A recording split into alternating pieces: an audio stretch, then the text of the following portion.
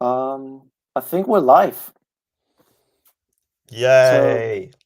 hello and welcome to the new Anime Rightist stream. I'm the new Anime Rightist, and well, we haven't been streaming for a long time, have we?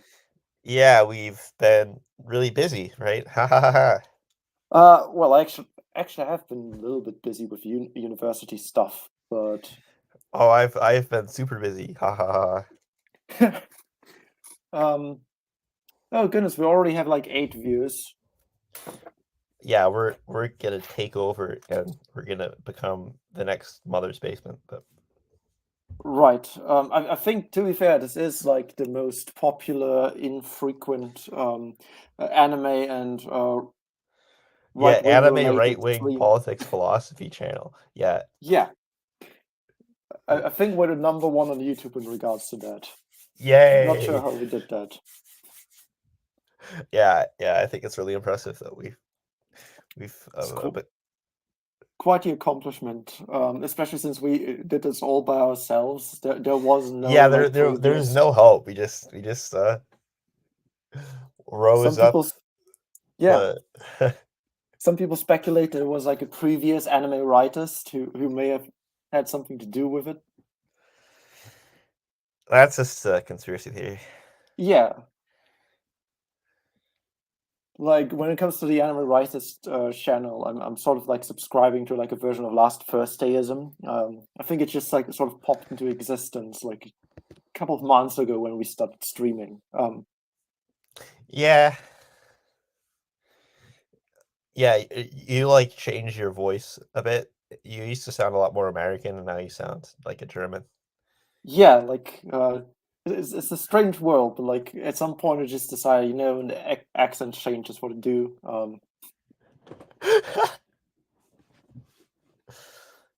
Yeah. Anyways, today we wanted to talk about a very specific topic. Finally, doing the name anime writers justice, we're going to talk about an anime. Which anime are we going to talk about? Evangelion. That's right, Kayak. So what are your thoughts on Evangelion? Just like in general as a show. Well, I think it's one of the greatest anime ever made. I think that it is. I think it's a deconstruction. Just kidding. I think that Evangelion as a show is it's just incredibly groundbreaking, right? You have all these new ideas Right. being pioneered by the show. You get whew, you get sort of the formation of anime as we know it now, uh, and I think that it has some very cool ideas going at work with it. It's similar to some other anime that came out around the '90s, like Ghost in the Shell. Uh, has some interesting philosophical ideas attached to it. It develops them in an interesting way. It that's I think that's the main virtue of it. It's how it shows up through the use of the camera, through going in and out of first person, third person perspectives frequently. I think it's a really great show. Yeah, so I also think it's a really great show. And in fact, like I watched it around the time when I started watching like a lot of other anime as well. And I think it's the show that kind of got me interested in mecha anime. Which is kind of interesting because you, I think, jokingly mentioned that Evangelion is Deconstruction. often regarded as like a deconstruction of the mecha genre, and I really kind of disagree with that sentiment. And it's probably It ha- something I'm going to get into. how it just doesn't make any sense. Like they're just sort of throwing words around without knowing what they mean. Like, do they know what the Um, word deconstruction means? Do they have they seen Gundam? Like what? yeah, so this is like the main thing that I think we can go into right now, because um, I think the reason why people say it's a deconstruction is because they will say, well, if you look at sort of like 60s, I don't know, super robot show, you will have like these sort of adventurous boy pilot giant robot to fight against aliens type shows, which are much more happy-go-lucky. And like Evangelion has a sort of traumatized character who doesn't want to get into the Evangelion. He doesn't want to get into the damn robot. But obviously that's like not really a deconstruction, given that Gundam did that like what 20 years prior to Evangelion. Yeah, it's also just not a deconstruction because deconstruction requires more than just innovation, right? It requires to show that there's some like contradiction previous in the earlier thing. It involves showing there to be something wrong about it, something false about it, not just, like coming up with something new. Like that's Right. not deconstruction is at all. It's sort of this pseudo-intellectual thing that's just thrown around without any awareness of what the word So means. I guess, like, again, if I think what people would argue, who would say it's a deconstruction, would argue is that like previous anime in the sort of mecha genre would very much describe or show piloting a mecha as something adventurous and more like, as something positive, whereas Evangelion kind of shows like a lot of the pain behind that. But then again, this is something that has kind of been with the mecha genre since the dawn of the real robot genre in the late 70s, where you start getting into like essentially war stories with mechas and this stuff like that. Yeah, I mean, Gundam, right? It's an anime about what? It's sort of about like World War II, right? It's about Yeah, the it's Allied more and or less Axis World War powers II. fighting each other. How is this happy-go-lucky? Like, Exactly. and the characters, they do get into a lot of psychological trouble. It focuses on the characters pretty heavily. Uh, I mean, the characters aren't like the same one as the ones in Evangelion, but that doesn't mean that Evangelion's deconstructing it. That's just an abuse of language. Right. So I guess we would essentially argue that Evangelion is a great sort of 90s mecha anime, which has Yeah, won. It's not necessarily it's not a deconstruction. It's like a it's a very development. cool, innovative like iteration of mecha anime. Yeah. And there are like Generally, I think it's a rule that uh nobody's really that creative, right? There's right, always some precedent for basically any artwork. Nobody like it's not just that, like a caveman just like goes to the cave wall and then like draws the Mona Lisa in cave paint. Like that's not how it works, right? Uh you don't just get somebody who's like really intelligent, really smart, and then they just like do something wholly original and deconstruct everything beforehand. You don't get the caveman deconstructing the cave paintings on the wall and then painting it painting an anime character in an emotional crisis, right? Because if that was really how it worked, right, and art really just came from the inside and there wasn't anything to do with what came previously and what like if that wasn't if that was really how it was, right, then that would happen. You'd see cave painting anime girls, right? Like, right. but Like they would it's already never come up like with the that. best art, anime girls. It's never like that. You never get that much creativity. Uh, Evangelion is not that creative. It is innovative. It's original, but it's not so original that it's just like destroying everything that came before it, deconstructing it. Another thing that's just weird is that a lot of people sort of like read in like Western modern, like the Western modern context into anime. Like for example, Angel's Egg.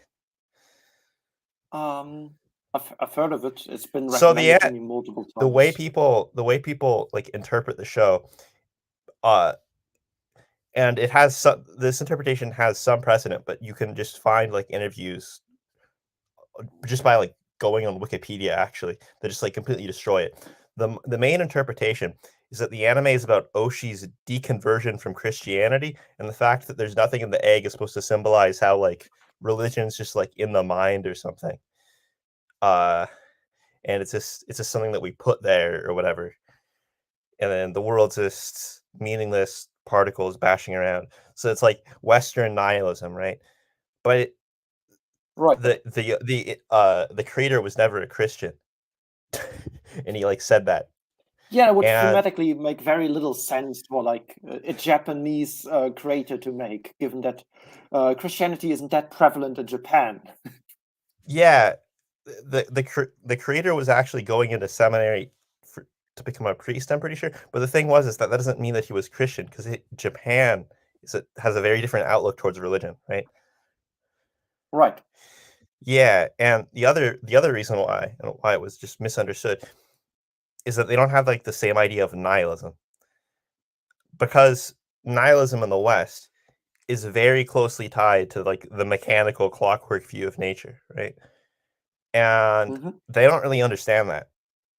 Uh, they so much don't understand that they can like pick up, like, for example, uh, they could just like read through Rene Descartes and then come to the conclusion that he was a Zen Buddhist.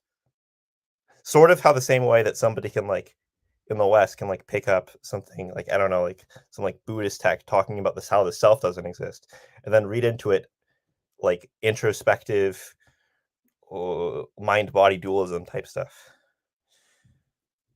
You're just a brain or whatever. Like that, Right. that's how it'll get like interpreted by like, I don't know, like maybe Sam Harris or something. But like it's sort of like the same thing but on the other side.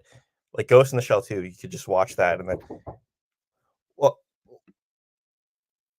Oh, seems like someone was knocking at Kayak's door, but I guess I should just talk to the audience in the meanwhile. So one of the interesting things about like, since Kayak just mentioned Christianity and Japanese sort of cultural context, I think I should probably get into like a quick fun fact about Evangelion, because like obviously it's a show called Neon Genesis Evangelion, and it has like lots of like crosses and like things that seem like Christian symbolism in it.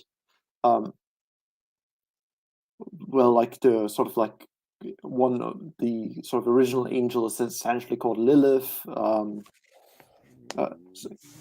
Can I quickly finish like a fun anecdote about Evangelion before you continue yeah, your yeah. Go. line of thought? So I think that like the origin of the Christian symbolism in Evangelion is very much due to the fact that um, Hideaki Anno is a big fan of the show Ultraman, because you get like lots of other like smaller Ultraman references in Evangelion. And the fun thing about Ultraman is that that is actually a show that was made by a Christian. So yeah, I just think that's kind of funny. Doesn't Hideaki Anno making like an Ultraman thing, like a movie recently? Yeah, he made Shin Ultraman. Yeah, Shin Ultra. Oh yeah, yeah. My brother was telling me about that. Uh, yeah. What I was gonna say before I was interrupted by my mom, was that so like Angel's Egg, like the what it's trying to do is it's trying to like represent, sort of express like nothingness in various ways. And if you read it in that way, I mean, if you watch it without it paying attention, like it's not that weird. Like most of the stuff makes sense. It all like sort of ties together, right? Uh Ghost in the Shell, for example. Ghost in the Shell 2 specifically. Uh the anime, it has all these references to like Rene Descartes. It has references to 18th century French materialists. It has references to Richard Dawkins, like all this stuff, right? Mm-hmm. And the anime, like for example, it's an important plot. So Descartes had this he had a illegitimate daughter, right? And Right. the daughter died pretty recent, like not recently. The daughter died pretty quickly, and there's this legend that Descartes made an automaton doll of it to prove that animals uh that animals lack souls, which makes no sense. But I mean, this story is like false, right? Like this didn't Right. actually happen, but it's reference this it's referencing Ghost in the Shell too. And then uh Oshi seems to think that this mean like the way that he interprets this story is that so there's like an actual quote in the anime which says that Descartes denied there being an essential difference between human life and inorganic life, man and machine. I mean, that's just like horrifically wrong. It's just like just completely false. But then it gets worse. He interprets this story about this doll, right, as though Descartes is saying, well, not saying, but Descartes is he's imbuing life to the doll by recognizing it as a human being, by seeing it as another person. And like the whole plot of Ghost in the Shell, the whole point is that the ghost, right, this non-bodily aspect of the human person, is something that just exists through recognition of others. Uh, and that's it quotes Dawkins when he talks about memetics, or like the meme selection, and that's sort of like the big point of the show. There's this scene at the end of the movie where they show a doll, sort of like a European style doll, right? And then it's like has this really human look to it, just staring at the camera. And then Bato and his dog, right? His dog is a really human face as well. Just stare back at the doll as though all of them together they're all like looking at each other. It's all the doll, the man, and then the dog. They're all conscious of each other, right? And you see, that is just a complete misrepresentation of Descartes. It's just so incredibly wrong to it. It's like it reads it as like the opposite of what it was. Now, what's my point to this? Why did I bring all this stuff up? Well, what's interesting about the anime of this time, right? Stuff which uh, Hideaki Anno was really interested in is that it focuses very heavily on this intersubjective aspect of uh, humanity, and it makes that sort of uh, like the main point of it. And anything like Western which appears in it is to do with Freud, the ego, the non-ego, whatever. That stuff isn't really understood at all. None of these shows do they have really like. I don't think they even have like a concept of it. Uh, it sort of appears with like the design of the mecha, because the mecha has uh you have a guy in the inside of the mecha, and then there's just this screen which shows everything else that the body is seeing, and then the body is just sort of like this flash. It's like the mothers of the people operating it, and then they feel what it feels, sort of. So it's sort of supposed to. It looks as though it's like a cart, like a man inside another man, right? And it looks like that's Right. supposed to be what it's about. Uh, but then, uh, and then, whenever it talks about the ego, its relation to the body, all this stuff. It makes it clear that it doesn't really have much to do with the mechas. Like that, if they had a clear grasp of this stuff which people are interpreting into Eva, that it's about like self-identity and finding who you are on the inside. If that was really what it was about, then there would be all these connections drawn between the Evas and then the people, right? Like it would be like we are Evas. Like that would be what the anime would be about. But it's just not about that, right? So what is it really about? Is it about the Hegelian master slave dialectic? Is it about like what is it about? Well, it makes perfect like the entire show. It just makes complete sense when you interpret it in this other way, when you interpret it in the context of like the bits of philosophy dialogued into the show. For example, towards the end of the episode with the congratulations scene, there's this dialogue line about how we see ourselves through the eyes of the other, right? And it specifically says the first person whom you see yourself through is your mother, right? And then it's this big reveal, right? You see yourself through your mother's eyes. And remember, Rei is a clone of Shinji's mom. And Shinji's mom is Eva Unit 01. Right.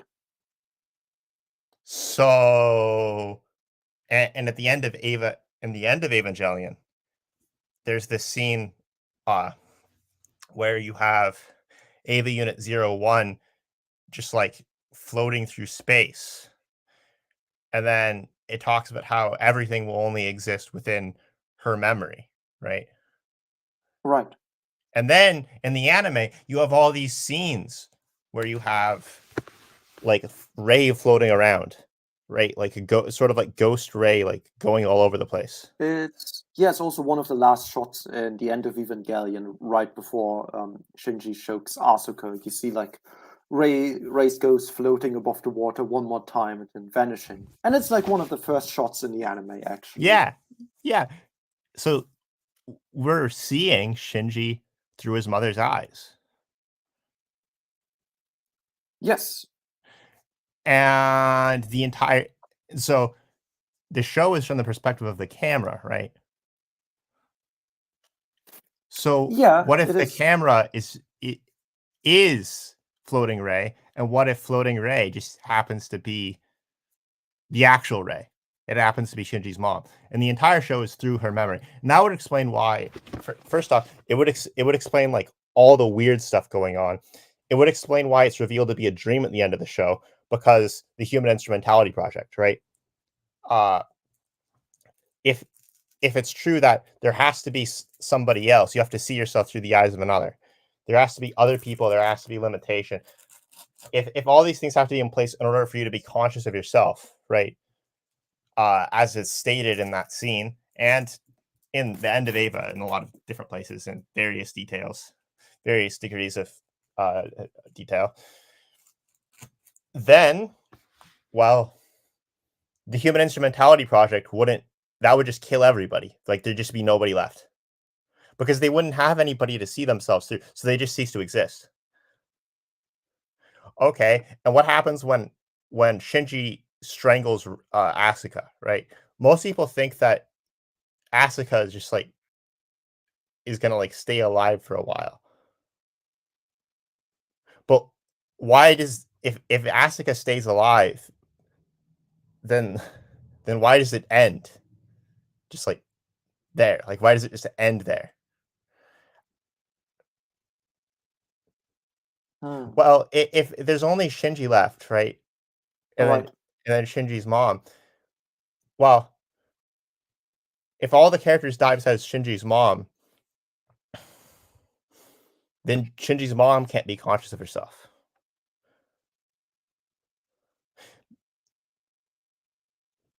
But then that would have to mean that she would die, right? But Right. if all the characters die, right? then well, the show would just have to repeat in one of their memories, right? Yeah, And probably. then the story, it just everything would just get recreated, right?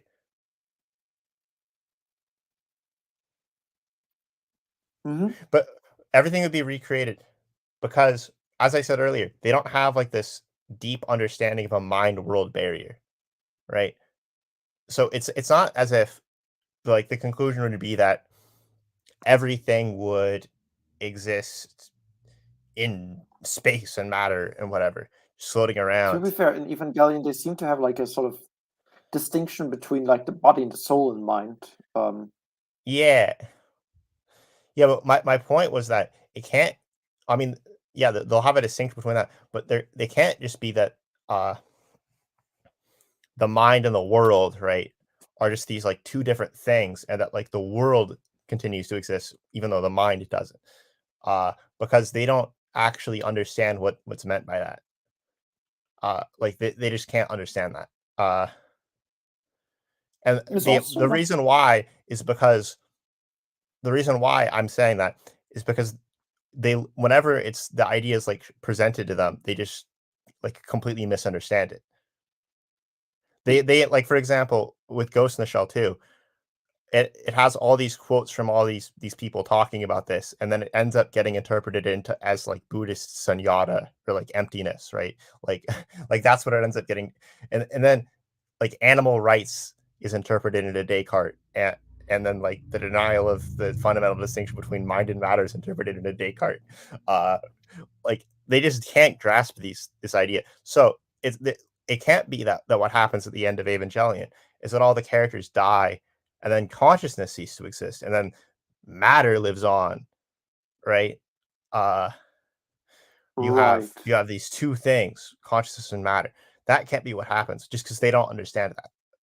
I mean, like this is interesting because even though I just said that, like they seem to have like a idea that like the soul is distinct from the body in Evangelion. Yeah, It's but not it's really the not. sort of like least cognitus conception of the soul that Descartes would have, or like other substance dualists would have, because think about it, Lilith's soul.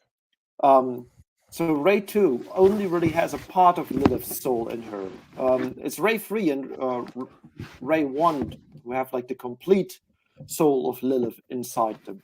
But that would imply that like a soul in the Evangelion universe would be a divisible thing. But it's like one of the properties of a res cognitus is indivisibility. So it can't really be that sort of soul, right? Yeah, it can't be that. Another important thing that sort of happened, I suppose, later on, right, is the idea that the soul is this like place, right, and that it's basically just like the physical world as like ordinary people talk about it, right, but it's like a place in the mind, right. Uh this idea where it's like a little place that has like mental rocks, mental chairs, mental tables that are like touchy feely, smelly, whatever. This idea of the mind, right, uh, isn't understood either. That can't be what Lilith's soul is, uh, because once again, they just don't understand that. You can't. Whenever this is something which this is what's meant is quoted in any show whatsoever, they just don't understand it. It's the same reason why it's the same principle as to why like Western Cartesian people can't understand anything in Buddhism, right?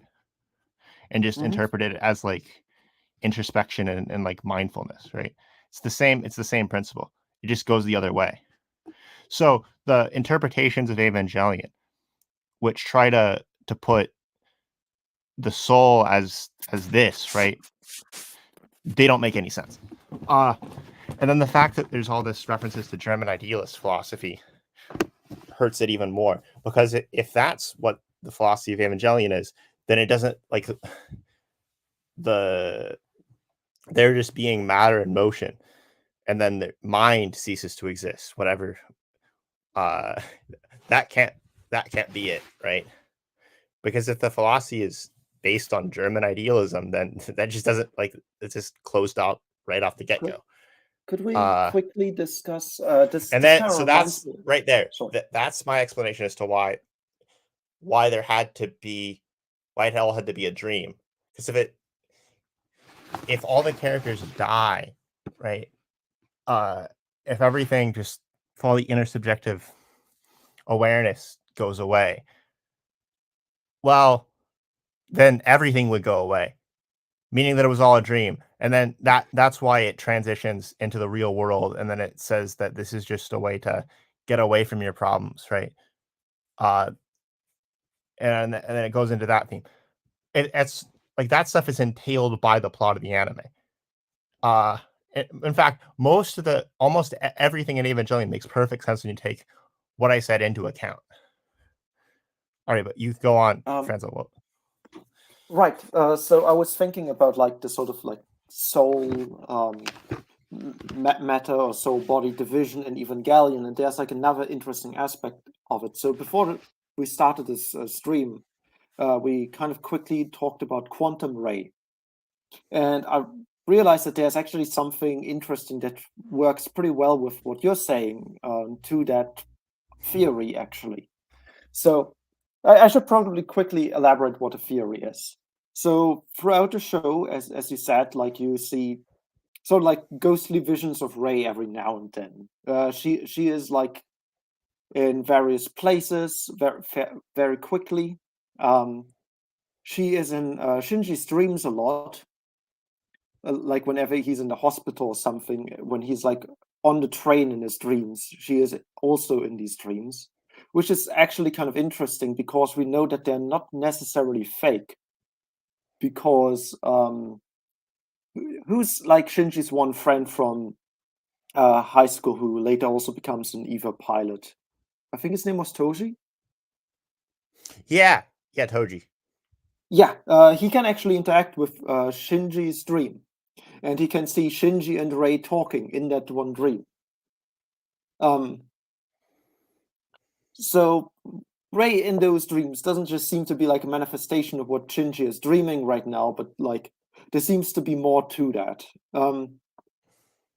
And a little bit later, when after Rei 2 dies, and like not Misato, Ritsuko brings Misato and Shinji into the lab, where they're essentially keeping all the Rei clones.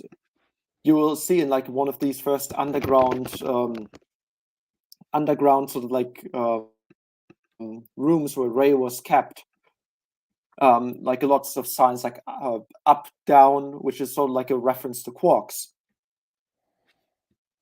Now, this is really interesting because the idea that many people kind of came up with is that Rei, as soon as she's sort of freed from a physical body, is kind of like quantum Rei. Like she appears at multiple places at once. She appears through time and space that don't really seem to matter to her.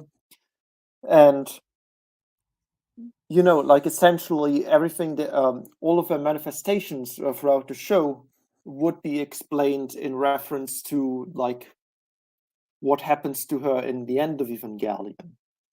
But you see, if we're going to say that like that is what Rei is, because there's like no real physical body left, because like you know, like all the Rei bodies are gone. The Lilith body is also gone by the end of Evangelion.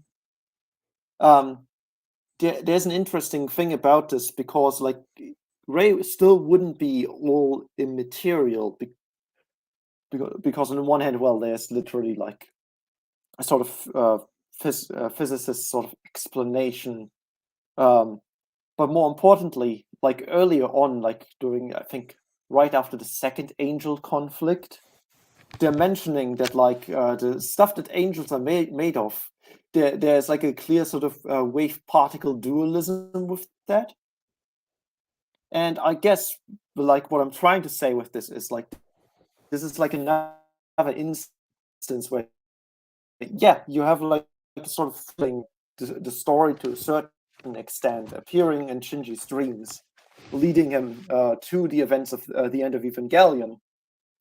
But you're also at the same time have like a very sort of clear sense that this isn't like ghostly in the sense of immaterial, because like there doesn't seem to be like a distinction between the material and immaterial with all of these things in Evangelion. Yeah. Well, the other thing I was going to say to that is that sort of in the standard interpretation, right? There's no hidden variables. Right. The there's no hidden variables explaining whether it's a particle or a wave, right? All of them have to be known by an observer or what is it? They have to be, the observer has to have some information as to what they are. There can't just be this inaccessible value which determines whether it's a particle or a wave, which fits the view of the relation between the mind and the world in the show. Because in the show, the character's consciousness does in fact shape the world. Because there isn't just the consciousness of the characters and then the world and then they interact, right? If the world's a dream, right? I mean, like that can't be the case. Right. Wait. BRB, I have to do something quick. All right, Kayak will be right back. In the meanwhile, I see we have like 3 active viewers.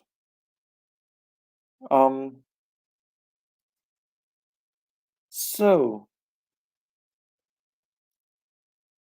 what could I talk about while Kayak is gone?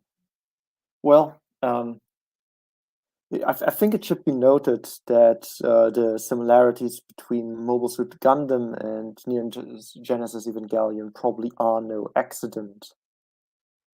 Because Hideaki Anno is like a big fan of Mobile Suit Gundam.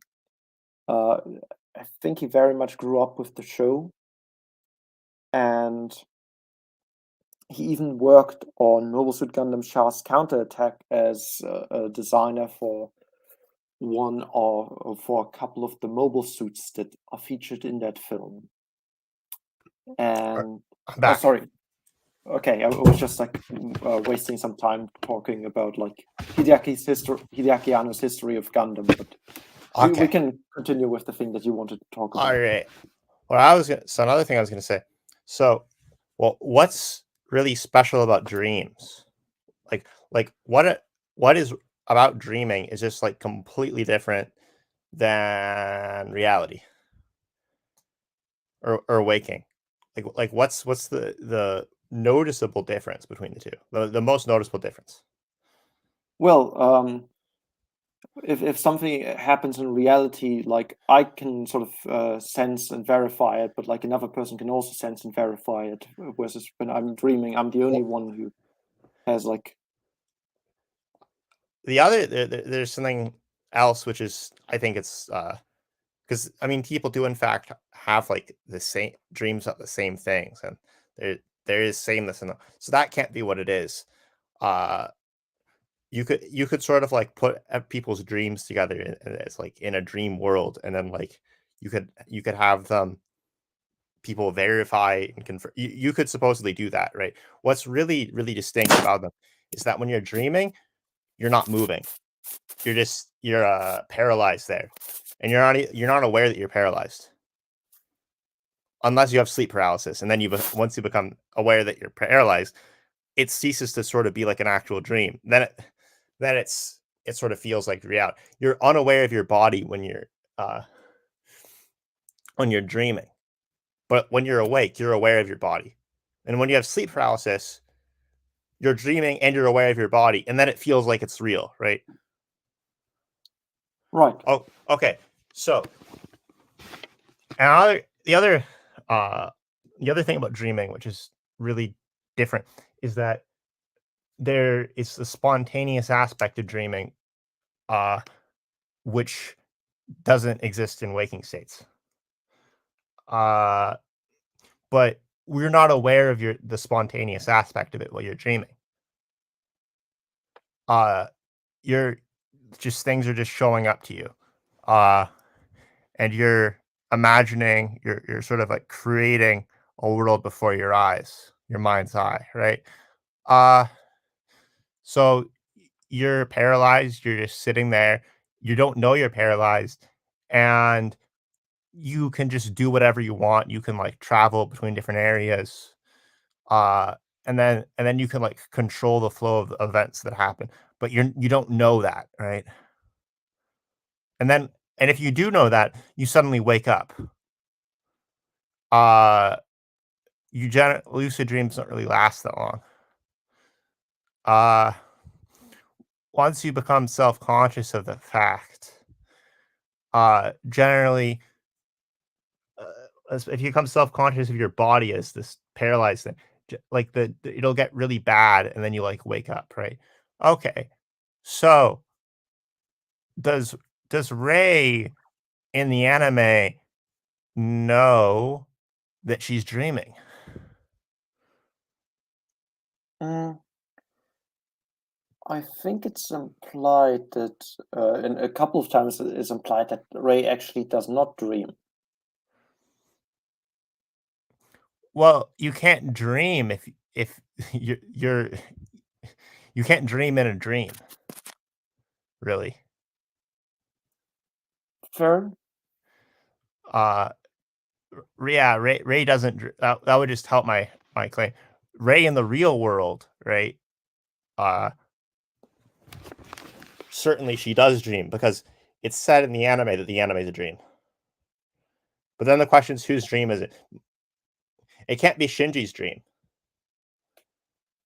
Generally, another thing about dreams is that you don't really see your body in it for the reason I mentioned earlier. But you don't. It's not like that you like see yourself as this like body, right, going around, and then you see it through somebody else's perspective. That's not how dreams work. So when you add up all these things, the fact that Ray's able to like change locations all the time, uh, that sort of the events in the story sort of conform to her will. Like all these things sort of combined together. I mean, she doesn't really will much. Uh, Yeah, she's sort of like very passive for the most time. Like, her agency is mostly external. Like, the most what she does is like wondering about things, like trying to kind of figure out the nature of things, mostly about her own existence. And later on, like even when she's kind of freed from Gendo, like when she turns everyone into goo, she does so because like she think Shinji wishes for it to happen. well, the word Ray in Japanese means spirit. You can just look that up, right? Right. Yeah, when everything turns into goo. I mean, she's like this ghost which like teleports all over the place. Uh right. Whenever a character sees her, she sees herself through those eyes, right? Because if the show is from her perspective, then she'd be seeing herself when the character appears, or when Shinji like is looking at her. So it makes perfect sense why suddenly she like immediately disappears, and why none of the Ray ghost shots last for more than like a millisecond, like a half second, right? The everything's in Ray's dream hypothesis seems to just be confirmed by that. Uh yeah, but so you don't really have your body as an important part of it. Your body doesn't show up. I mean, Ghost Ray, her body doesn't show up that much in the show. Uh you're normally not self-conscious when you're dreaming.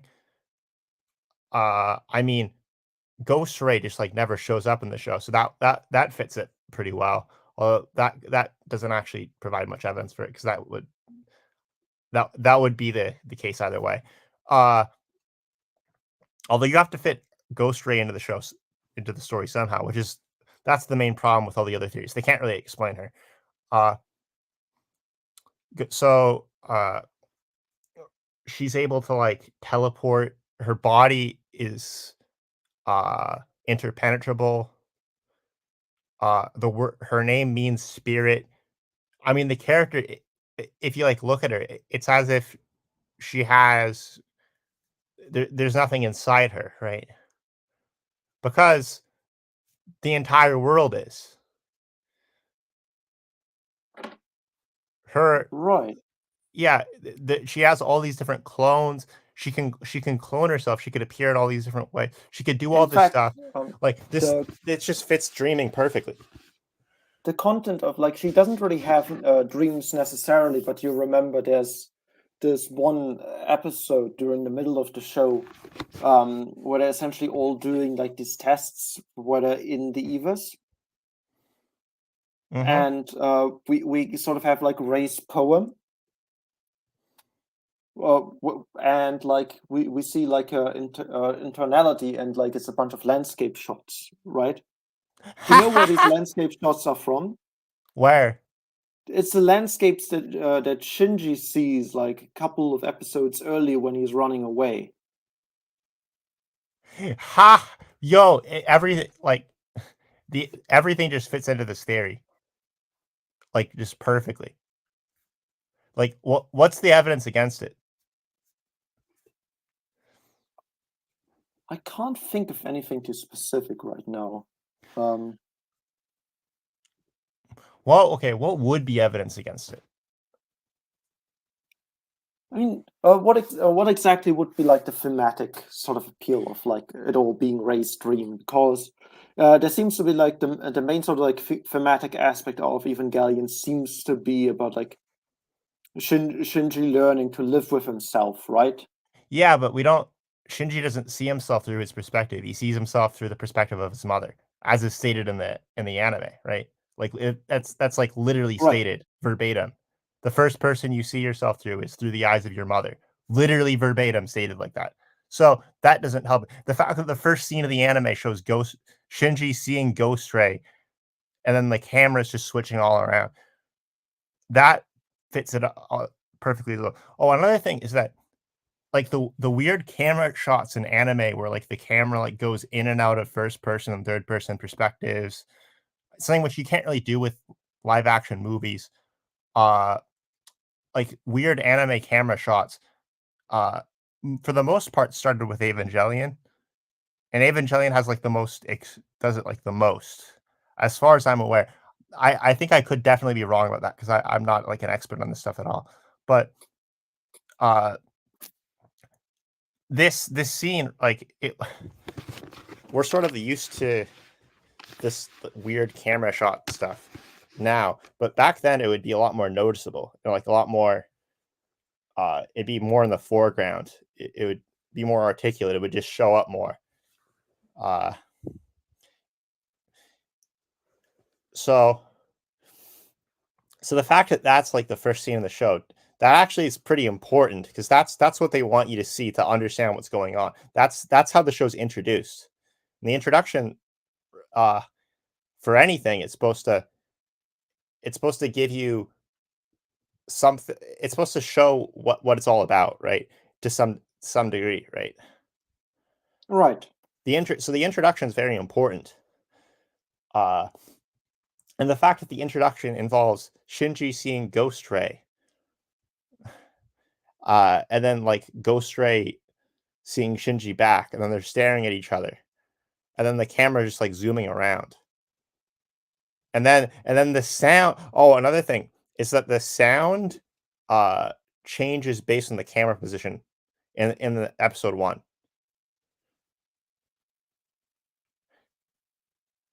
That Right. isn't really. I don't think I think that takes a lot of money sort of to do and a lot of effort. So I don't think that doesn't really show up in the rest of the show. But the fact that it shows up there means that the shots have to be from somebody's perspective. The fact that the sound changes by the camera position and it like fits onto it accurately. That is actually something which is it's trying to say something with that. Uh so the camera position shifting to the ghost ray, right? That's Mhm. pretty important. And then it's this moment of self-consciousness with Shinji. He's seeing somebody seeing himself. So he sees the person as seeing him. So he sees himself and seeing the other, right?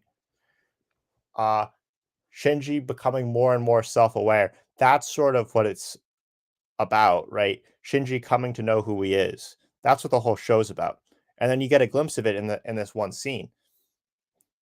And him getting to know himself through learning about his mother. What is Shinji learning about through the anime? Who is Eva Unit 01? He's getting better, learning more about the Eva, the big reveal that the Evangelion units or Evangelion Unit 01 is Shinji's mother. That's sort of this big shock, which completely shifts Shinji's view of everything. Which is Supposedly, interesting because Shinji isn't the only person who has like this mother dynamic in the show. Asuka, yeah, Asuka as well. And like it's the same thing. Eva also contains a part, I think, like the soul of her mother, which is sort of revealed in the end of Evangelion. And she also has like kind of these issues that are dependent on a relationship with her mother. Like the only character who doesn't have that out of the main trio is Rei for like, well, under your fury, obvious reasons. Because she is the mother.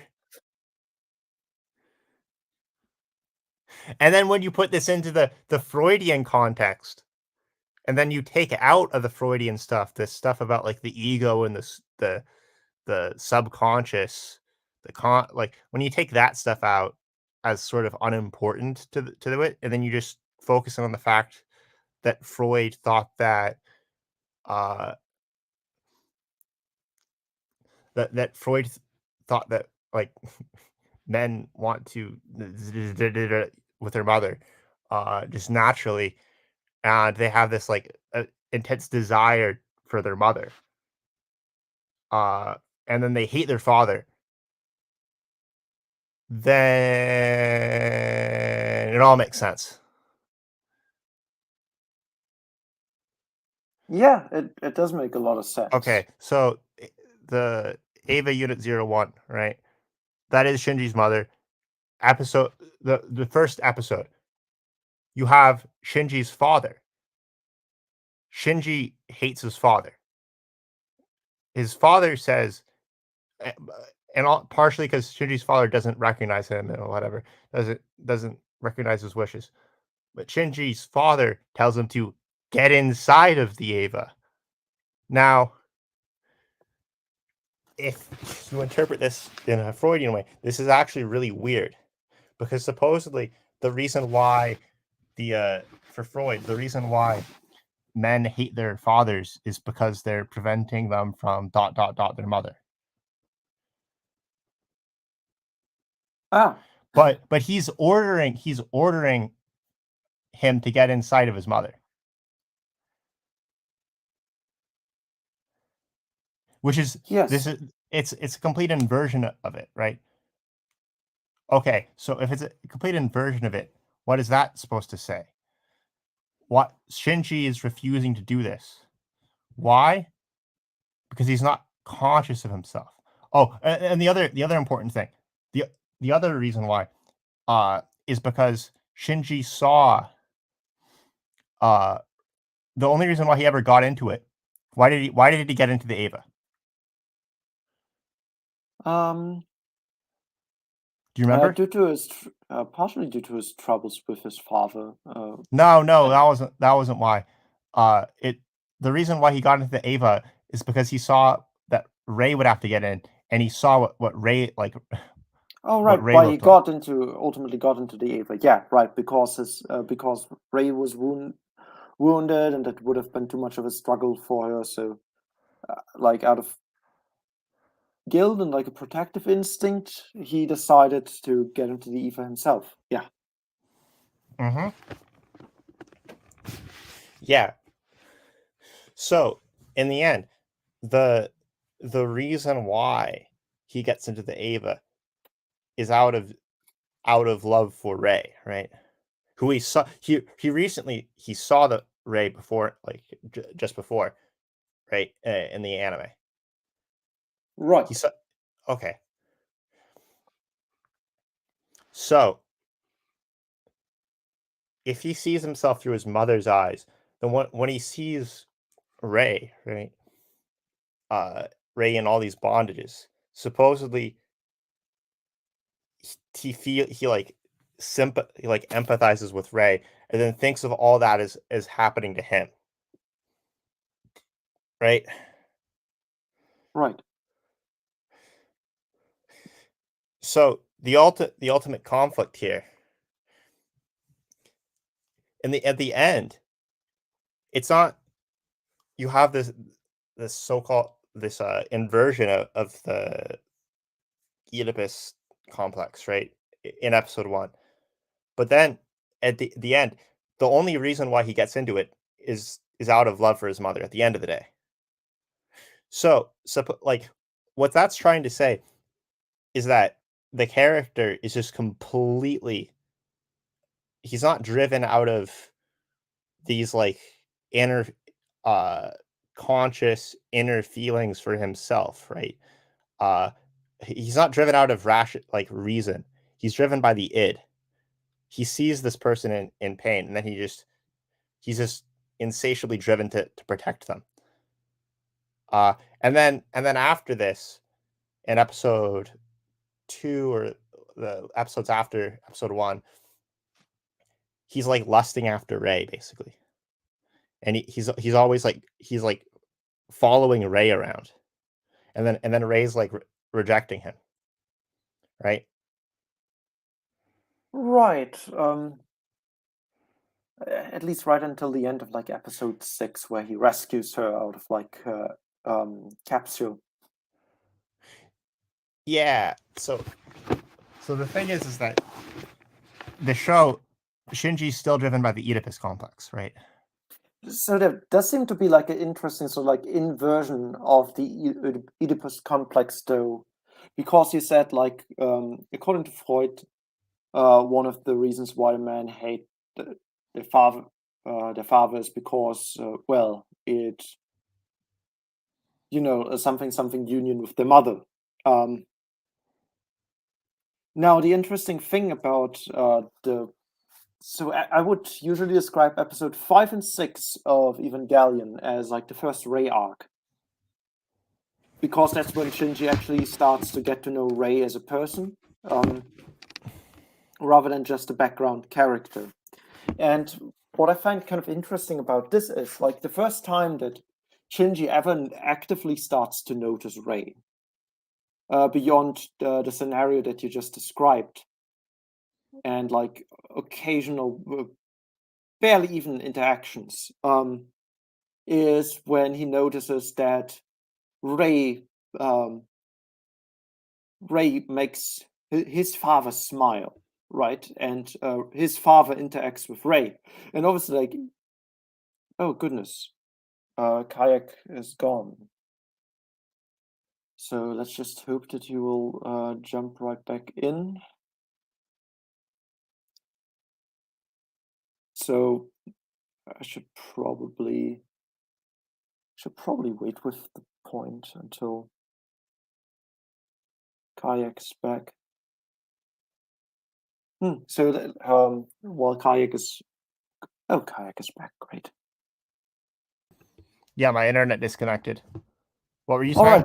right. So what I was saying is like the first time that Shinji ever actively notices Rei is when he sees that like Rei actually has a conversation with his father, and like his father actually smiles at her and interacts with her in ways that he doesn't interact with Shinji. Oh goodness, not again. I guess we're not having that much. It happened again. Okay, can you say it the third time? All right, so, I can do it. Don't worry about it.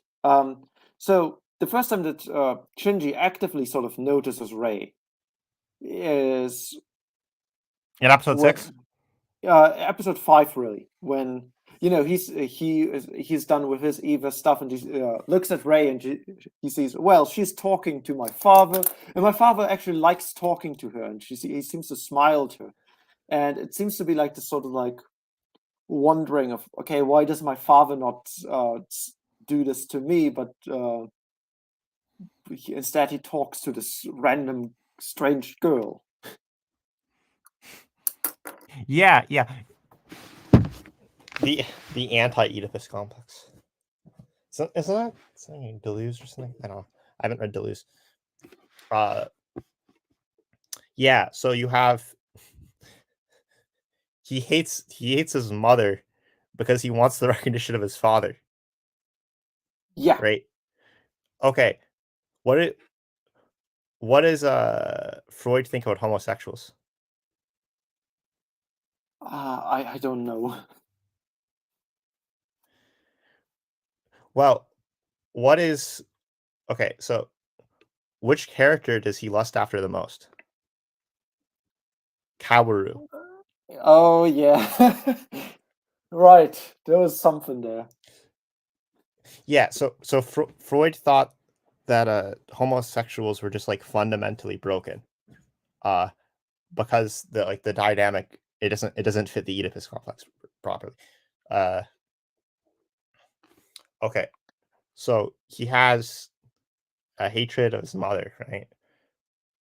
But in episode 2, 3, and 4, isn't episode 2? He seems to some extent he seems to like hate his father for keeping Ray from him. No, like in episode 2, he doesn't.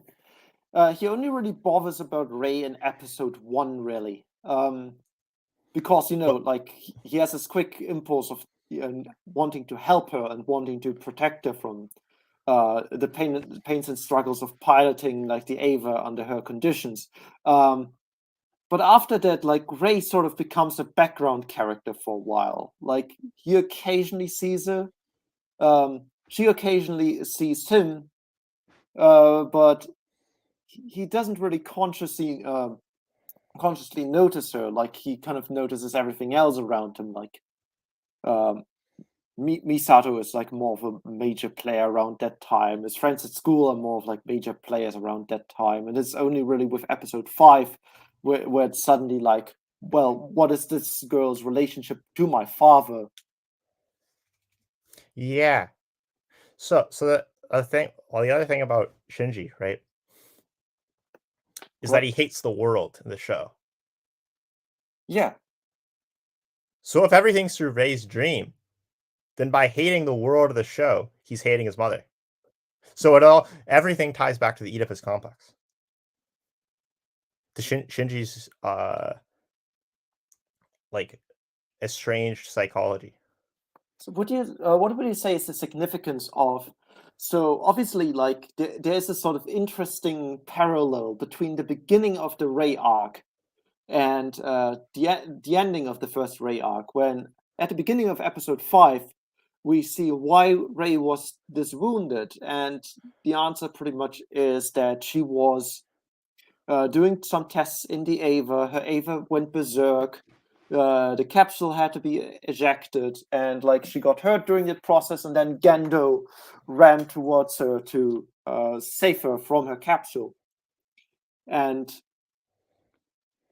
at the end, Shinji is obviously doing the same with Rei. He's like trying to save her by getting her out of her capsule, and when Shinji tells her, "Why don't you just smile?" What happens, at least in the show? What does Rei see? I forgot. She sees a quick flash of his father.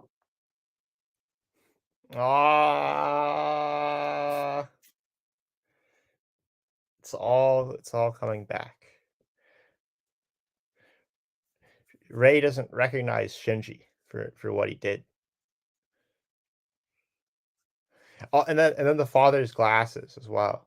Yeah, she carries the father's glasses around, which is kind of interesting because so the rebuilds, I guess, are like a different story, but in those later on, the father's glasses get exchanged for Shinji's Walkman.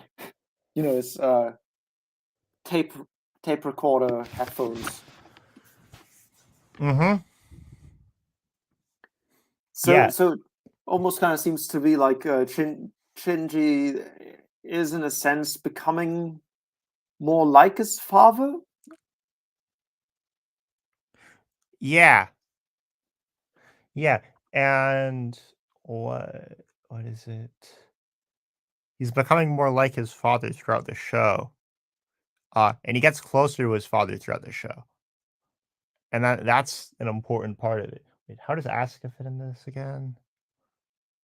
Wait, that's okay. How I does mean, Asuka? in the end of Evangelion, it's even like heavily implied that Gendo, like when he is asked by like the Ray, I think I'm not sure if it's a Ray clone, but he admits that like I think it's his wife or something. Anyway, so it's like implied that he says something along the lines of like I was afraid that I was going to be a bad father anyway, so I kind of took my distance from Shinji, and we kind of see like sort of similarities between Gendo's approach to the world and Shinji's approach to the world. And in fact, in like the fourth Rebuild movie, that's even more elaborated upon, where it's essentially it's shown that like like Shinji's like cassette tape player used to be Gendo's cassette tape player, and that like Gendo used to be quite a lot like Shinji. Yeah, Gendo and Shinji. Oh, yeah. So, what was it? Yeah. So, Asuka is the equivalent of Shinji's mom, right? For Asuka's the equivalent of Shinji's mom for Gendo, right? Or for Shinji. So Gendo has Shinji's mom, and then Shinji has Asuka, right? And both of these characters are what they're supposed to sort of be is they're supposed to sort of be like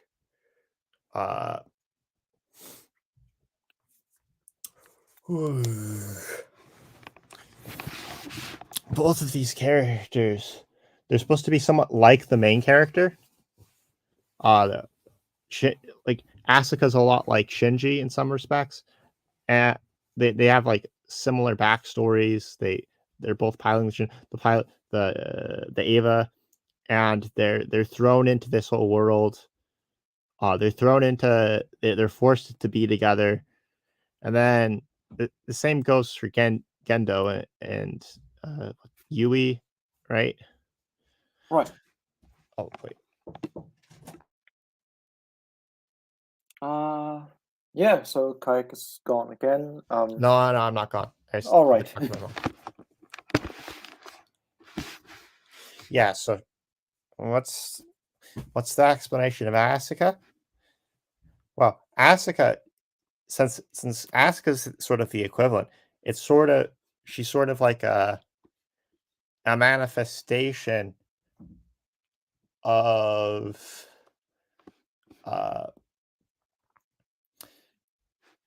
she's another manifestation of Rei, actually, in some core respects. I mean, like Asuka and Rei almost seem to be kind of inversions, because like Rei has blue hair and red eyes. Yeah, but in Asuka other has respects, they're very similar. red hair and blue eyes. They're thrown into the same positions. They're opposites which complement each other. Did you notice at the end of Evangelion, when Asuka is lying on the beach, she has bandages like wrapped around her, including around her eye, because like in the Eva cockpit, due to like Eva getting stabbed, like her eyes started just popped and started bleeding. Now, like, how was Ray first introduced? Her At eyes, least, like, Ray in a she had an flash. eye patch. Right, and she was lying in a vertical. She wasn't standing up really. So there's a sense in which like Asuka's like final form and Ray's like first introduction form, they very much mirror each other. And so this obviously ties into the Freudian elements of the show, right? Right. Because for Freud, like remember, Freud's whole shtick is analysis of dreams. And if the anime is a dream, well, then that makes perfect sense. Now, the thing with Freud, though, is that he didn't really talk too much about woman. And woman had sort of like this opposite dynamic where they hate their mother because they keep them from their father, right? Which is interesting because you actually do have Because a that's woman in the show Ritsuko who hates her mother. Yep. And Yep. kind of fears to become like her mother. Yep. You have all this stuff. It's all In fact, It's all she coming. even dyed her hair, presumably so that she won't look like her mother. Yeah. And so dreams oftentimes they have all these the characters, they're just sort of like manifestations of the because the dreams, they're supposed to be in the subconscious for Freud, right? Right. And the subconscious sort of like emerges out of, it's like created by the id sort of this explanation for the subconscious, and the stuff sort of, they're manifestations of the sexual desires of the different people, the different desires, their attitudes towards other persons, right? Right. Okay, so everybody in the show is just different manifestations of different feelings, different people who were known by Yui, right? Mm-hmm. And who is Shinji? Well, he's who, both a son, but like he's also like very resembling. He resembles Gendo. Shinji. Yeah. So what happened? Well, what happens to Shinji in the show? Is it do good things happen to him or do bad things happen to him? Bad things. Bad things. And what do women? What? Wait a second. Like Shinji doesn't just resemble Gendo. He specifically resembles like a younger Gendo. Like Yeah.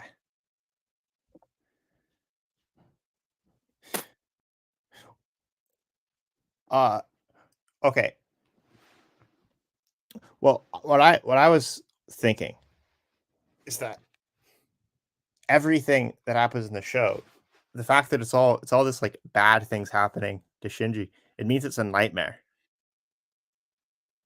Mm-hmm. It's a night. I mean, it's a nightmare about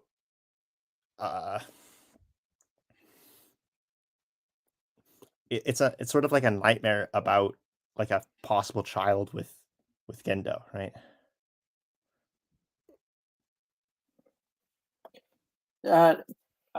That's certainly a possibility. I mean, it's technically the possible unrealistic elements of the anime, like the sci-fi stuff, that makes sense if it's a dream. It's technically possible that a dream isn't a literal dream, though. But it's supposed to literally be a dream, though. Right, but like storytelling has often been kind of like compared with dream logic in a sense. Yeah. And like the real world shots are kind of interesting because you can see like in the theater in like the end of Evangelion, You can see like a guy with a rape plushie and like an Asuka Mhm. plushie, I think. Wait, have you seen like the parts of the end of Evangelion which were cut out? No, I haven't. Well, the cutout versions, the cutout scenes, uh, there's something completely different about how they're shot. They're shot in completely different ways. Everything else in the show, they're all in the first person. It's all from one person's perspective, but it's never revealed whose perspective. It's sort of supposed to be like Shinji, right? But it's unclear who exactly it is. But it's consistent with it being Shinji. Why? Why is it consistent with it being Shinji? Because you see according to the show, you become conscious of yourself by seeing yourself through the eyes of your mother. Right, so So what we have here is we have two canons. So we have the canon of in the show, everything happens from the perspective of the mother. And that's the dream. It's the mother's dream in a sense, as in it's from the mother's perspective. But in the real world, we have Shinji as the main character. There's somebody dressed up as Asuka, there's somebody dressed up as Rei, and then the camera's focused on this person looking at the two of them. And right? Okay. And then the Hideaki Anno, it's supposed to sort of be like isn't Gendo sort of his self-insert character? in a sense. All right. So what we have here is we have everything in the anime is supposed to happen from Yui's perspective, right? Mhm. But everything in the anime happens from Yui's perspective. And everything in the real world happens from Shinji's perspective, right? Right. Okay. So the point is that okay, what was I gonna say? Oh yeah. Well, that just makes complete sense when we take into account the fact that in the end of the season one, the show anime, there's the scene which says that everything happens from the perspective of your mother, right? You become conscious of yourself. The first person who you look at and you see yourself looking at is your mother. And then remember, that's also the first person in the anime, which Shinji sees seeing him. And that's all the first person Shinji sees in the anime. Okay, so the entire show, what it's supposed to be, is it's supposed to be the reason why everything that everything that happens in the show is bad is because Shinji's a homosexual, and homosexuals have an inverted Oedipus complex and they hate their mother, and then Shinji sees everything through his mother's or the anime. It's happening through the mother's perspective, right? And Shinji hates his mother. So if that happens, then supposedly he'd unconsciously think that if everything were from her perspective, then everything that would happen would be awful. So that's why everything that happens to Shinji is awful. That's the explanation. Interesting. How do we? I think we forgot. Like we already mentioned Asuka, we mentioned Kaworu, we mentioned Rei. Obviously, there's one sort of like character within Shinji's harem, so to speak, who we forgot to mention in like our analysis, and that would be Misato. Oh, Misato.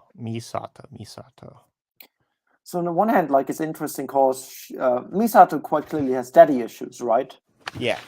Because she lost her father like at this very young age, and she has like this conflicted relationship to her father, where she kind of hates him, but also kind of kind of doesn't, because she keeps carrying this cross, which used to be her father's, around. So Misato is kind of strange, because in a sense Misato does fulfill like a mother type role for Shinji as well, doesn't she? Mm-hmm.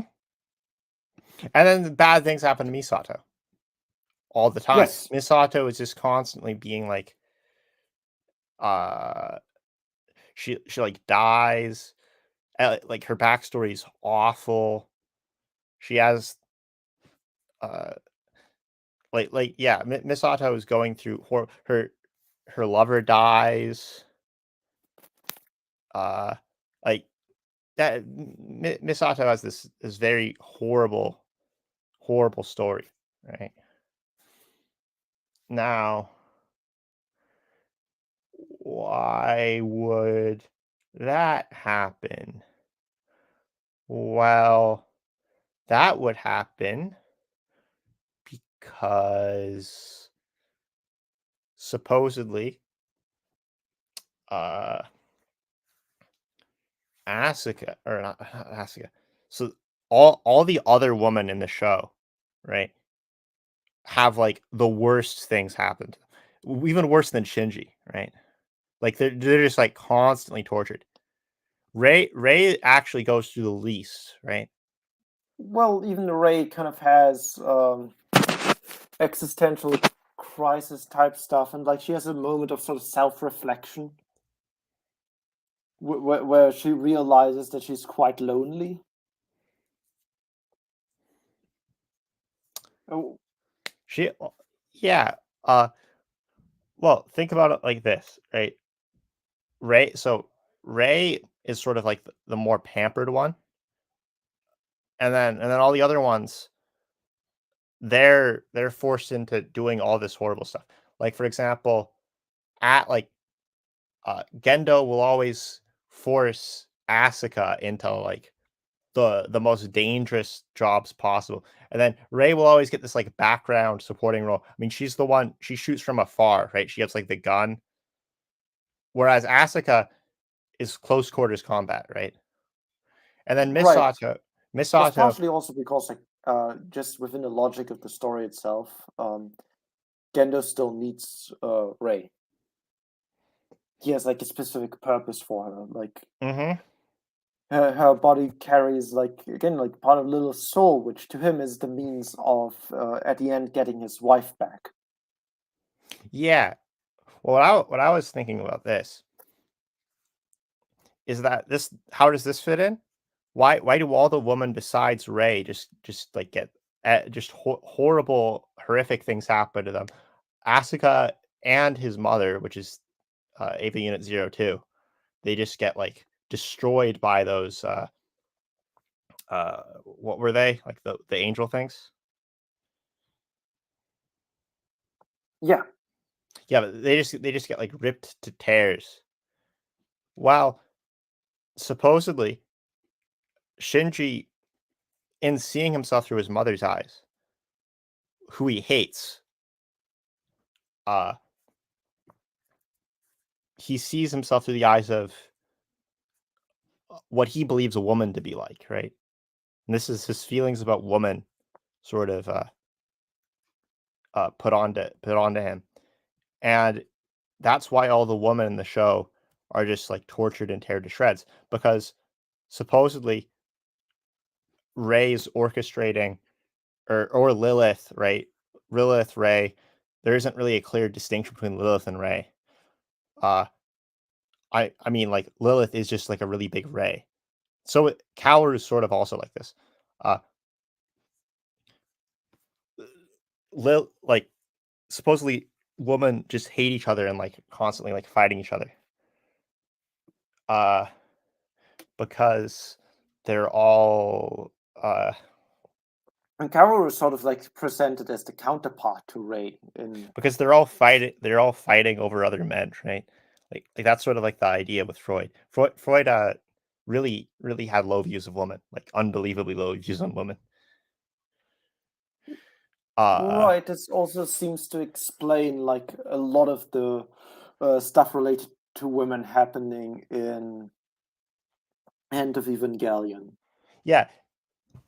All End of Evangelion, every single female character in that show, besides Rey, are just tortured, and like Rey just sort of like stands there. Doesn't not much happens to Rey in the show.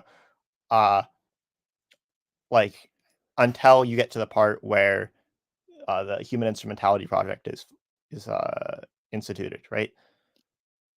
But then it's not like really bad things are happening to Rey. Rays, all of the little rays, the ghost rays are appearing before people, and then they touch them, and then they turn into goo. Right.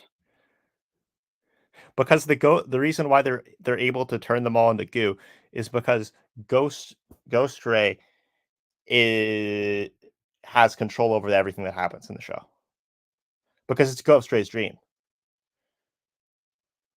So would you say that cause like even though you have like the scene with Asuka and Shinji after that in the end, like the second to last thing happening in the movie is really like a long monologue by Shinji's mother. Mm-hmm. And Shinji kind of seems to have a change of heart at the end. So would you argue that like the end also kind of in a sense is like his sort of bettering of his relationship with his mother? Yeah.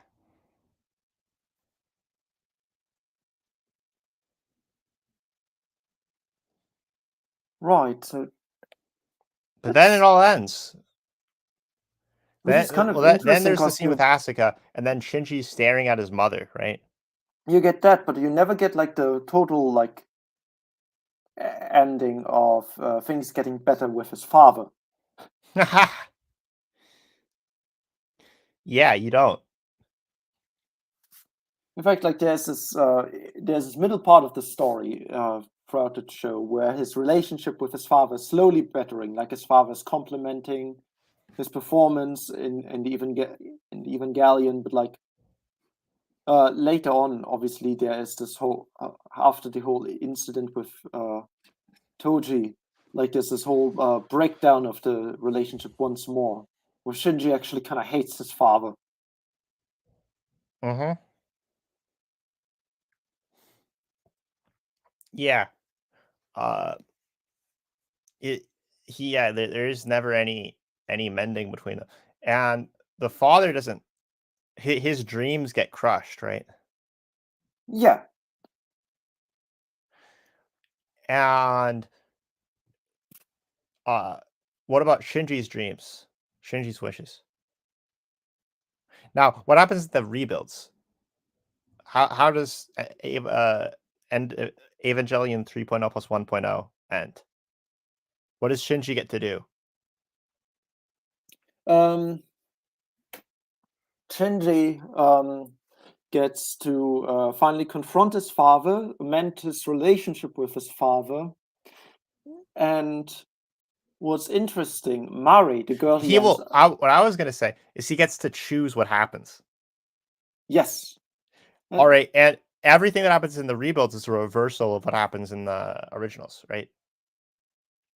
Yeah, like So the rebuilds are from Shinji's perspective, and Shinji,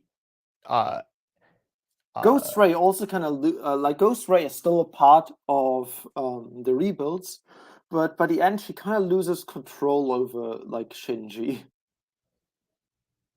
yeah, because the rebuilds aren't Ray's dream. They're Right, not and from Ray's like perspective. in that situation, Shinji actually manages to mend his relationship with his father, and not just that, the girl he ends up with, Mari, used to be a friend of his mother. That's sort of implied. She doesn't really age like normally. Yeah. So, and then it transitions. It just like slowly transitions to like the real world at the end. it's not this like the transition's like gradual, right? Right. Like okay. And it's Shinji, I think it's Shinji and Mari, somebody else. They're all together. Well, the thing, Weirdly enough, and Ray is then now together Evangelion with 3.0, Kaworu. what happens in that? Sorry, come again? What happens in Evangelion 3.0? Everything kind of goes badly for Shinji again. Yeah, he loses control of the situation. Evangelion 2.0, he has just complete control over everything. Not just It's that, like like at the end, he is in the Eva, like so in his mother, and he's like even getting reunified with Ray. uh-huh. It's this like total union with his mother. Yeah, and in Evangelion 3.0, he loses control of it, and then Ray is just this character which he's really, really attached to Ray in them. He doesn't hate Ray.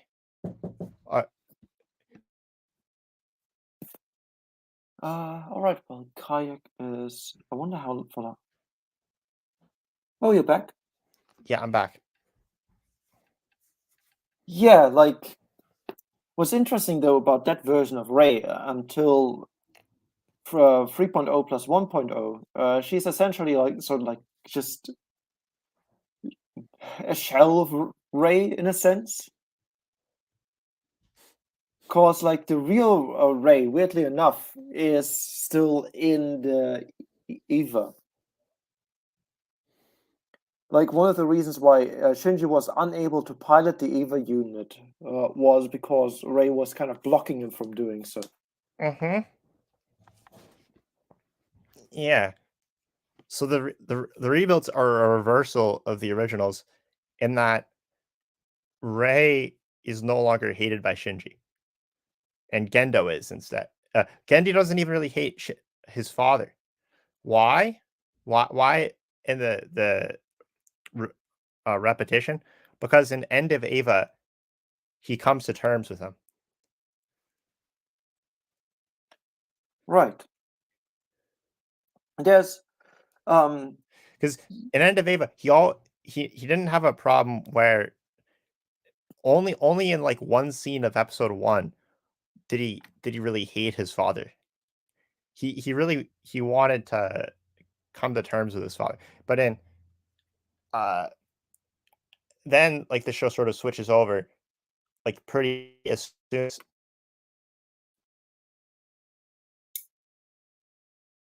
come again? Kayak? Can you hear me? the Eva, and then it switches over again, and then it goes back to normal. And then wait, okay, so it goes back to normal then, right? Mm-hmm. And then he comes to terms with his mother at the end of Evangelion. Okay, so his mother's no longer hated. So the Evangelion rebuild movies, the first one is exactly like what happens in the original anime, right? Right. And then the other ones, they're different because he doesn't have it's sort of like the complex is broken down. It starts breaking down in the second movie, but it's because his psychological state was healed by the first movie. I mean, not the first movie, by the first anime and End of Evangelion. Okay, and Ray becomes sort of this main character, right? In a Yeah, lot that's of the thing. ways, she's In the a sense, heroine. like in the original, I wouldn't really say that he even hated Ray, but there was like more of a distance between Shinji and Ray, with the exception of a couple of episodes. And in the rebuilds, like the sort of friendship or even romance between Shinji and Ray is like blossoming much stronger. And why is that?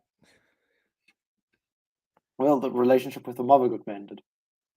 Well, I was gonna say it's because it's Ray's dream, as in it's Rei's dream in the sense that the first one was Shinji's dream, in the sense that it's Rei seeing herself through Shinji's perspective. So, all right. So that's the explanation of why everything's reversed.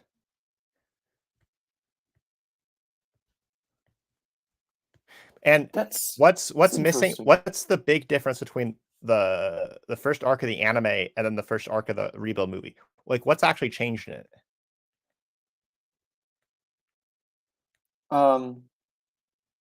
What do you mean by the first arc? The first Rei arc? Well, no. So the part of the actual anime, which Evangelion 1.0 is based on, what changes between the two of them?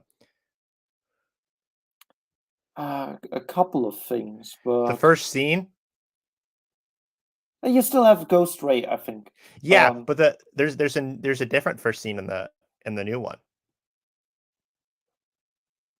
True. Everything you just see like red, right? Like there's this big red sea. Oh yeah, like everything is red, and like then pretty much in continuity with the end of Evangelion. And then there's another really big thing that changes, which is that you see Kaoru and Rei on the moon. And then there's some different dialogue lines with Rei. When Rei smiles at Shinji, when Rei smiles at Shinji, she doesn't see his father before this time around. Yeah. And another thing is that at the end of the movie, there's this like conversation Shinji has with Rei about Rei, right? Right. Okay, and end of Evangelion 3.0 plus 1.0, the first part of the movie, it's just all it's just everything you see from Rei's perspective all of a sudden. Like Rei's the main character of the show. Specifically one of the but the thing is that when she dies, it's not that like Rei dies, because there's a bunch of Reis. Like Rei has all these clones. It's just one of the Rei clone size. Yeah, and like they all kind of have like a similar purpose as well. They kind of go through very similar arcs in regards to like their engagement with Shinji. Okay, so what happens in it is the rebuilds are about wait, let me get my dinner really quick. Let me mute. All right, well, Kayak is getting his dinner. Gonna take a quick look at the comments we got. Saizenze is asking who. Probably asking because I said that this is a stream with Kayak. Well, you now know who Kayak is. Thought Police says hi. I'm gonna say hi back. Hi, I hate memes says woo. Indeed. Anime Traditionalism says hello. Hello back, Anime Traditionalism. Kanye 2020s says thought smiley, brain smiley. Or, well, not smiley. Brain emoji. And then we have just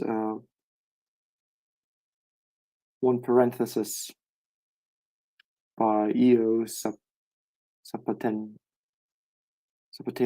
777. Interesting. So Kayak should be back any second, I guess. I should probably say something.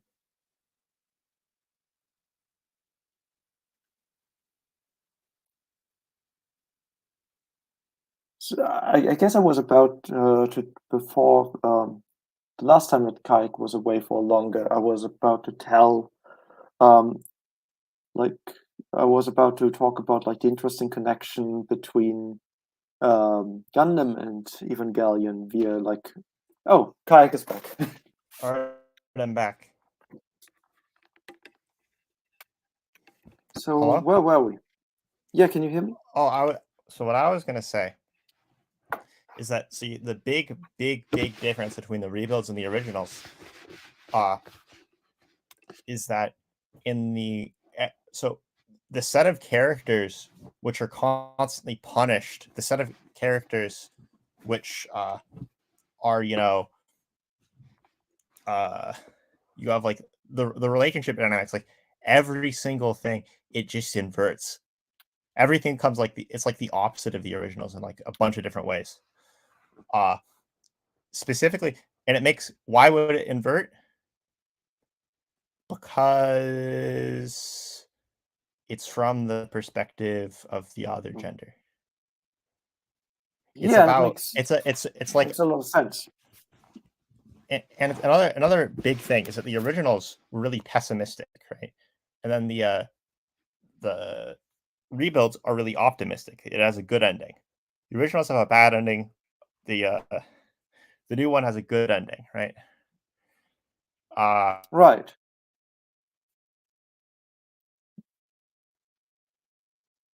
From what I remember, like in the Shinji Gendo you relationship. have this heroine, right? In the Shinji Gendo, that's actually interesting that you mentioned it, Kayak, because the Shinji Gendo relationship in the original series, who's like playing the active role in that? It's Shinji, isn't it? Yeah.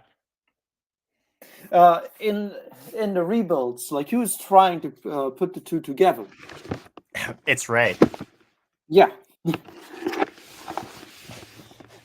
Rei didn't really have that much agency in the originals. She sort of seems like completely empty. I mean, weirdly enough, like a ghostly form has a lot of agency, but yeah, her ghostly form has all the agency. But the original, like the character Rei, which appears, it's sort of this like hollow shell, and it's hollow because the world is inside of her, not anything else. The character is just completely hollow for that reason. Because what's she imagining? Everything that happens. Okay. And who's the really hollow character which you don't really get too much into in the new ones? Which characters seem really hollow? Rei doesn't seem hollow at all. Yeah, Rei is very textured in the rebuilds. Who's the characters that are just getting shaped by everything and that aren't really doing? They don't really have much agency, and they're just sort of sitting there idly. They're also at the same time they're like they have a lot of like active role in like the story, like causal, but they don't seem that agential or like really like open. So in Evangelion 1.0, like Shinji just sort of feels a bit different, doesn't he? And then in Evangelion 2.0, he feels completely different. And Evangelion 3.0, he's just a different, like it just gets more and more and more. By the way, I have a controversial position. Evangelion 3.0 plus 1.0, that's the best one, but Evangelion 2.0 is better than 3.0. Yeah, I would say so as well. Like my two favorites are 2.0 and 3.0 plus 1.0. Yeah, but okay, so to get back. Shinji's the new Rei, right? In a sense, like to the point where in 3.0 plus 1.0, there's almost a sort of reversal of roles where Shinji is like really passive, and Rei is the one who's motivating him. Mm-hmm. Like she's the one visiting him daily and kind of like talking to him and giving him food and like taking a sort of active role. Like heck, like the first act of that movie is like very strongly from Rei's perspective. Mm-hmm. Where you see her going through everyday life, and whereas Shinji is like just completely in paralysis and like completely passive, to the point that like at some point Asuka had to force feed him. He doesn't even feel like a real person. he just sort of feels sort of hollow and fake in the rebuild, which is one thing that people hated about it. But it isn't. It makes perfect sense when you think of the rebuilds as the inverse of the originals in terms of whose dream it is and whose perspective the dream's from. It might be that it's not really from Ray's perspective. Actually, never mind that. I was about to say something really dumb. Yeah, but okay. So the rebuilds are an inversion of the original in that.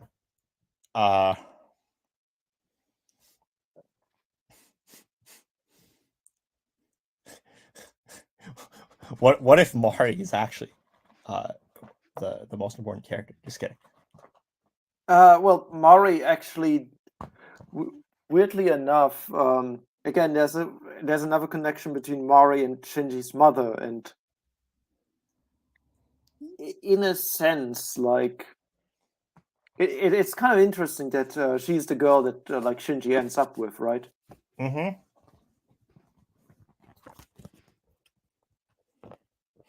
Mm-hmm. What's even more interesting is like, so like for most of the storyline, when we're going through like Rei being sort of the active character in the rebuilds for a lot of it, then you kind of have like an interesting situation where for most of the storyline, like Rei's arc is like still very much tied to Shinji's arc. But there's like this conversation when Shinji's kind of like talking to, like, he's clearing the situation with his father, he's clearing the situation with every other character, and then he's clearing the situation with Rei finally, and he essentially tells her, well, I guess you helped me, now you can do whatever you would like to. And so, like, at the end of it, Rei has like complete autonomy. She is like, her arc is no longer tied to Shinji's at all. Mm-hmm. She's like just completely her own person. Yep. Okay. Oh, another thing is that Mari she's very similar to Asuka in a lot of respects. First off, she's European, right? Right. Oh, well, is she? Yeah, she's French. Oh, yeah. And second off, she's sort of like this ace pilot that was organized by Vil. Oh, wait a minute. Okay, I think I might have been leaving something out. I thought about this a long time ago, but now, okay. So Schopenhauer, you have will and representation, right? Yes. And which side's good and which side's bad? Will is bad, right? Yeah. Villa. That's the name of the organization that's trying to stop Nerve. It's right? kind of interesting because Nerf seems to be like more obviously villainous. Yeah. Whereas we're supposed to kind of root for the characters in Villa. But... In 3.0, but in Evangelion 3.0, who is like the characters that are just like torturing Shinji to death? Oh yeah, in that case, like the people who are putting like an explosive collar around his neck, and who are like not telling him about anything that's going on, that's definitely Villa. So yeah, Villa is stopping everything, right? yeah, like they even kill Kavaru. They're frustrating his desires. In fact, that's all that they're doing. He has all these desires, and then Villa is just like frustrating them.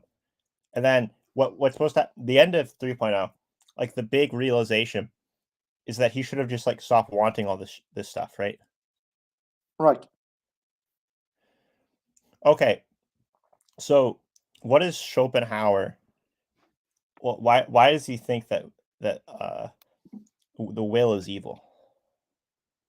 Well, because he thinks that everything is will. So will cannot really be directed at something. It cannot Well, have like a proper. what's this thing about? He has this thing about how we should like renounce our desires because we can't. It's sort of like this based on this like sort of like Buddhist argument, Right. where From what I understand, No, there can be like no the world proper is just set up object of the will for like Schopenhauer. yeah, but you have this idea where when you just constantly desire things, you'll just constantly get them like unfulfilled, right? And the world, it's just gonna frustrate all your desires. That's what it is. It's this immovable thing out there. The will is supposed to be the body as well in Schopenhauer. That's another thing about it. But it's this thing which frustrates everything that happens, right? And so you should just detach from the world, right? And the third movie is just about Will frustrating the desires of Shinji, and Shinji coming to realize that he should stop making his desires take the reign, and should become more, should exhibit more self-control. Take his intellect to govern his desires. Right? He should do this. So, and that's what happens in 3.0. Because at the end of 3.0, it's like, because Shinji did all this stuff, right? Because he put himself above everything else, put his will above everything else. Everything bad happened in the show, right? So Shinji he's being controlled by his own will, and he's being controlled by the world's will. He's fighting against the world's will due to his own will, but because everything is the will for Schopenhauer, that's a false dialectic, or that's a false dispute, right? A false fight, because everything, it's just the will. The will's fighting against itself, right? Both sides of the will. And then Nerve, right? What Nerve wants to do is they want to make everybody really detached. They want everybody to unite. They're trying to get people to contemplate the Platonic forms, right? Yeah. So Nerve's on the side of representation. So you have will and representation, and that's 3.0. And then in 2.0, what happens? It's actually kind of like the same thing. Shinji has all these desires, and then they cause like the impact, right? And he's constantly told not to do these things by everybody around him, and he just keeps doing them. And remember, in Evangelion, the original, he's told to do all these things, and he just doesn't do them instead. Shinji isn't the will, right? Shinji isn't the will. He's the detached viewer, sort of forced into to do all these things, right?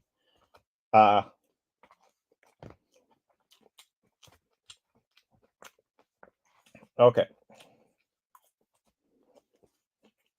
Right. So I see that we're like almost streaming for 2 hours. Yeah. Gendo has a very similar role to play in Evangelion rebuilds as Shinji, or Gendo has a very similar role in the original as Shinji in the rebuilds, because Gendo is also heavily controlled by his desire for Rei, right? And that's what causes all the bad stuff in the original. Like everything bad happened in Evangelion, it happened because of his love for for Yui, right? Like right. that was the cause of the impact, right? Yeah, that was in the that was pretty much why he was trying to cause the third impact. That was also what caused the second impact. Yes. Although there's like something interesting about you were talking about Rei and autonomy, and Rey gains slightly more autonomy by the end of Evangelion. Interestingly enough, even though like it's still very much tied to Shinji, where like the reason why she very much decides to act against Gendo's wishes is because of Shinji's situation.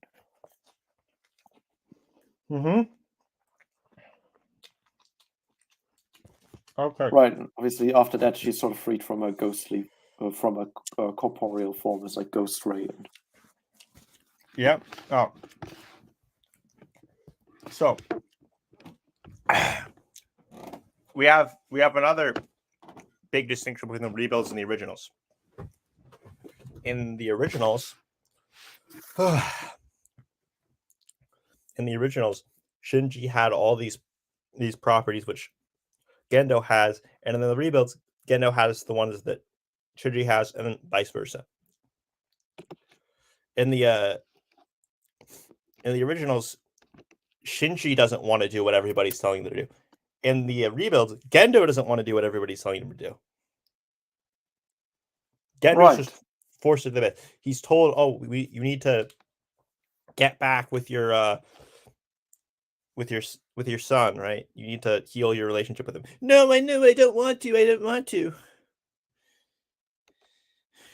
I don't want to get in the robot. And in the original, it's you need to get in the robot, Shinji. No, I don't want to. I don't want to. In 3.0 plus 1.0, it's almost like sort of this big realization arc is on the side of Gendo. Like the sort of dream scenario, the sort of like more surreal scenario that in the end of Evangelion, like it was all Shinji coming to realizations. In this case, it's all Gendo coming to realizations about himself and kind of moving on.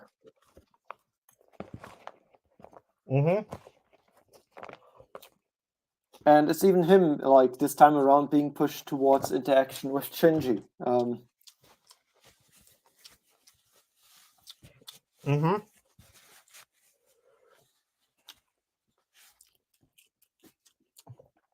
Yeah, so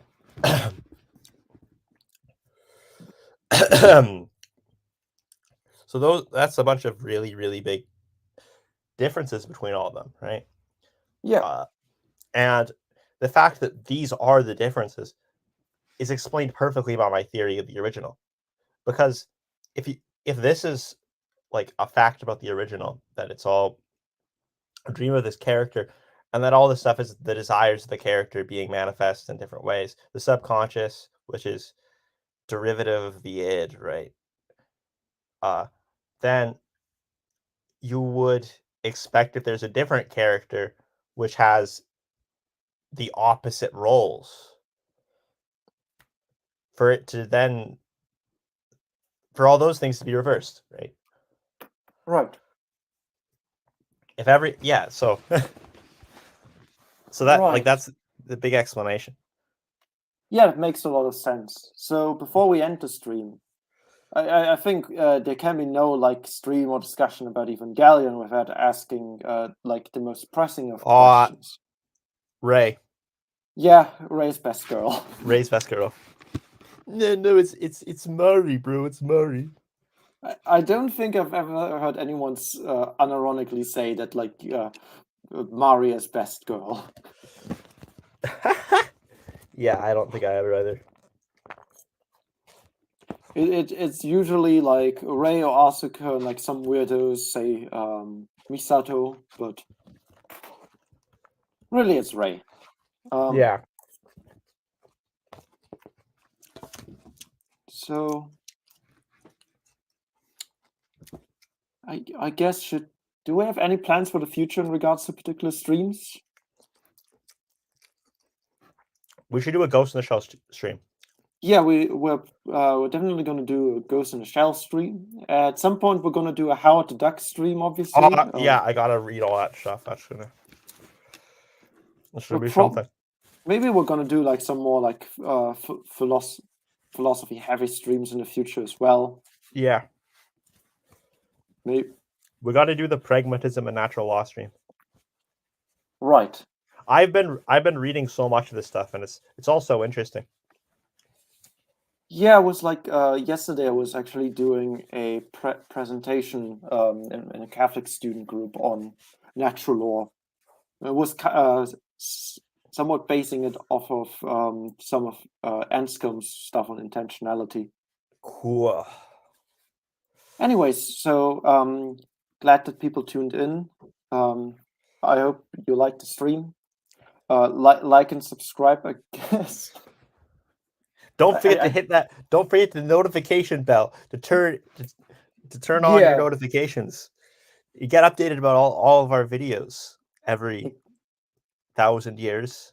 Yeah, every once in a lifetime when we decide it's every now and then when All right, we the gotta original watch. anime Rightist angrily messages me to tell me to do another stream. No, we're gonna do the Ghost of the Shell stream pretty soon. Yeah. How about what if we do it next week? Let's do it the week after next week, because I'm already kind of busy next Okay. week. But plus, I actually have to watch the movie. You have to watch both Ghost in the Shell 1 and Ghost in the Shell 2. All right. So, All anyways, thanks to everyone for listening, and we'll see each other next time. See ya.